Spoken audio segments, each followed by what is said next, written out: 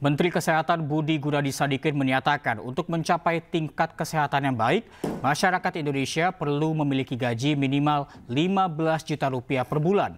Pernyataan tersebut disampaikan dalam sebuah forum diskusi di Jakarta kemarin.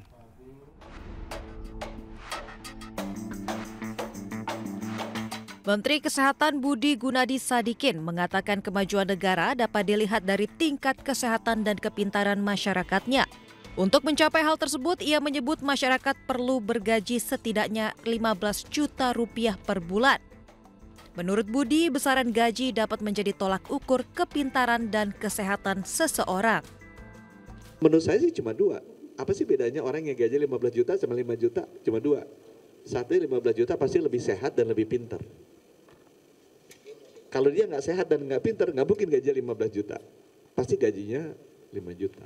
Kalau dia pintar aja tapi nggak sehat, sama juga. Kalau dia sehat tapi nggak pintar, sama juga. Jadi harus sehat dan pintar.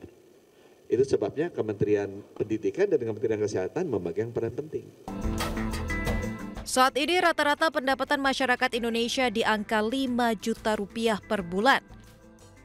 Menurut Budi, Indonesia masih punya waktu sampai 2030 untuk bisa menaikkan gaji rata-rata pekerja di angka 15 juta rupiah per bulan.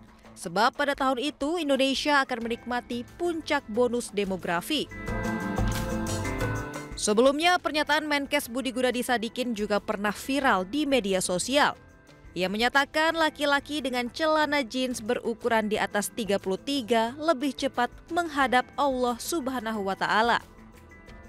Tim Liputan iNews melaporkan. Dewan Guru Besar Fakultas Kedokteran Universitas Indonesia menyampaikan keprihatinan mereka terhadap pelayanan dan pendidikan kesehatan di Indonesia yang kian terpuruk.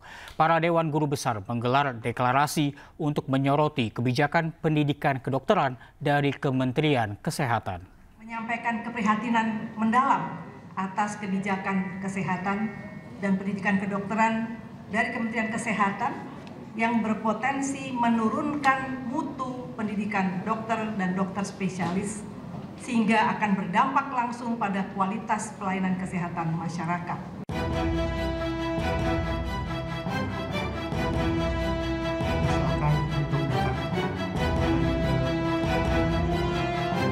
Para Dewan Guru Besar Fakultas Kedokteran Universitas Indonesia bersama dengan dokter serta akademisi kedokteran dari seluruh Indonesia menyampaikan keprihatinan mereka terhadap sistem kebijakan kesehatan dan pendidikan kedokteran dari Kementerian Kesehatan yang berpotensi menurunkan mutu pendidikan dokter dan dokter spesialis.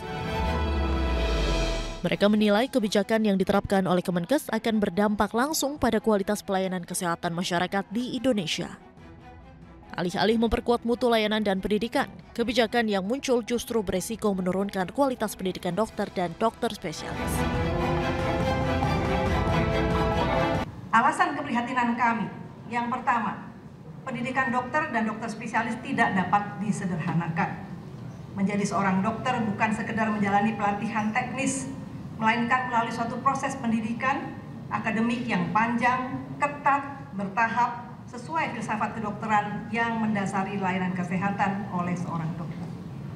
Pendidikan terbaik dilakukan di Fakultas Kedokteran dan Rumah Sakit Pendidikan yang menjalani pendidikan dan penelitian sesuai standar global. Yang kedua, penyelenggaraan pendidikan dokter di luar sistem universitas memerlukan kerjasama erat dengan Fakultas Kedokteran. Tanpa sinergi yang baik, kebijakan ini akan menimbulkan ketimpangan kualitas antar dokter, meningkatkan risiko kesalahan dalam pelayanan medis dan pada gilirannya merugikan pasien dan masyarakat luas. Sementara itu, Menteri Kesehatan Budi Gunadi Sadikin mengatakan dirinya membuka diri untuk berdialog dengan seluruh dokter senior, termasuk ratusan guru besar dari Fakultas Kedokteran Universitas Indonesia. Kementerian Kesehatan sangat membuka diri kalau ketidaknyamanan ini terjadi untuk berkomunikasi. Ya. Nanti teman-teman Kementerian Kesehatan bisa bilang waktu kita nyusun undang-undang itu kan yang paling fundamental kan, itu berapa puluh ribu orang yang memang memberikan masukan ke kita, ada di list YouTube-nya kita, memberikan masukan lewat email, itu ada semua datanya. Jadi kita bisa nunjukin. Ya.